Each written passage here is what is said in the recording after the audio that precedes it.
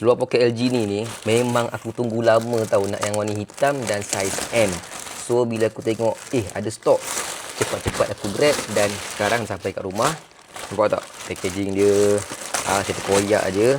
Dan ini adalah seluar poket daripada LG ni yang aku baru je dapatkan. Berat aku 62 kg, tinggi aku 157 cm, saiz pinggang aku 29-30 dan aku ambil saiz M. So kalau korang nak juga, korang boleh drop komen berapa saiz pinggang korang dan aku akan suggestkan saiz apa yang korang kena ambil. So kat tepi ni dia ada getah tau, macam ni. Lepas tu dia ada juga slot untuk letakkan tali pinggang. Poket dia ada 5, 2 kat depan macam biasa, 1 kat bahagian belakang macam biasa dan 2 dekat bahagian sini. Bahagian peha ni ada 2, 1, 2. So ada 5 poket dan semua poket ada zip. Dan yang bestnya seluar ni dia stretchable. So korang boleh pakai dan korang boleh buat melasak. Tak kisahlah korang nak buat kerja ke, nak pergi jalan-jalan ke, sesuai sangat pakai seluar daripada LG ni. So apa lagi? Jom pakai seluar ni dan aku akan tunjukkan macam mana dia punya best. Nampak tak? Saiz M, warna hitam dah lama sangat aku tunggu. Bila stok masuk terus aku grab.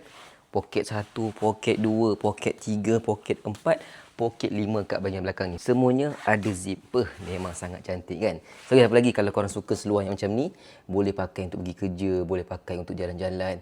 Ini adalah seluar yang korang akan dapatkan daripada LG ni. Harga dia tak mahal mana pun tapi kualiti dia memang best.